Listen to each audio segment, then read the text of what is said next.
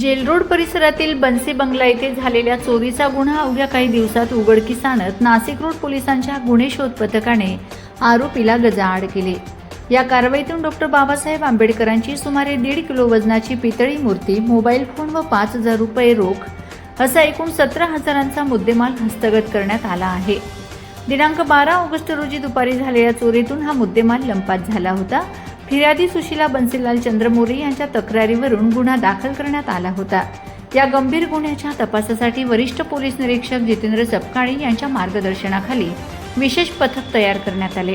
दरम्यान पोलीस हवालदार विशाल पाटील यांना मिळालेल्या खात्रीलायक गुप्त माहितीद्वारे आरोपीचा शोध घेण्यात यश आले। बिटको चौक परिसरात सापळा रचून संशयित गौरव आनंद बाविस्कर वय 20 राहणार देवळाली गाव याला ताब्यात घेण्यात आले। त्याच्याकडून चोरीस गेलेली बाबासाहेबांची मूर्ती, मोबाईल व रोख रक्कम जप्त करण्यात आली। या संपूर्ण कारवाईत पोलीस हवालदार विशाल पाटील यांची विशेष मेहनत व पुढाकार ठळकपणे जाणवून आला। त्यांच्यासोबत पोलीस हवालदार विष्णू गोसावी, पोलीस शिपाई महेंद्र जाधव, सागर नाडणे, अरुण गाडेकर, रोहित शिंदे व योगेश रानडे यांनीही शिताफीने सहभाग घेतला।